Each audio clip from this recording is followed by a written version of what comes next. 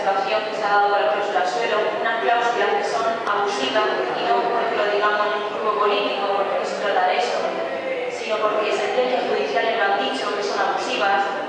que en muchos casos no se había informado ni siquiera que ellos firmaban los contratos hipotecarios de que sus contratos los contenían, en otras ni siquiera se había explicado cuál era el sentido o en qué les iba a afectar. Y bueno, en cualquier caso, son unas cláusulas que, como decía, creemos que son injustas y son abusivas declaradas por el propio tribunal. Vamos a proponer para el acuerdo que se ponga en marcha una campaña informativa. Una campaña informativa de forma urgente, porque es necesario que los vecinos de nuestro municipio sepan cuanto antes cuáles son sus derechos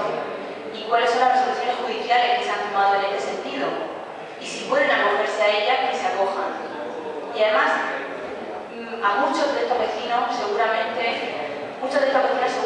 hoy se encontrarán que no llegan a final de mes. Otros tanto, y seguro que la señora concejala de Bienestar Social lo conoce, algunos se encuentran en situación límite, teniendo que acudir a los servicios sociales, con desahucios. Y otros, que por fortuna no se encuentran en esta situación de límite de necesidad, van a poder percibir más renta disponible, van a poder tener más renta disponible si estas cláusulas abusivas se eliminan de su contrato hipotecario. Al fin y al cabo, la moción, como decía, lo que pretende es que se ponga en marcha de forma urgente una campaña informativa, que se refuercen los servicios de la Oficina de Atención al Consumidor con servicio jurídico y que se llegue a convenios de colaboración con las asociaciones de consumidores,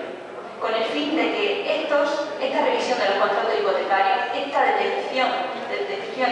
de las cláusulas abusivas en los contratos de nuestros vecinos pueda ser lo más inmediata posible, porque mes tras mes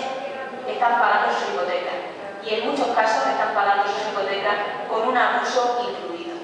con un exceso de cobro, con un beneficio extra para los bancos.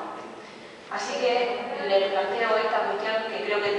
de índole social, que sería un bienestar para aquellos que se ven en situación límite y para todos los mexicanos en general, y espero que sean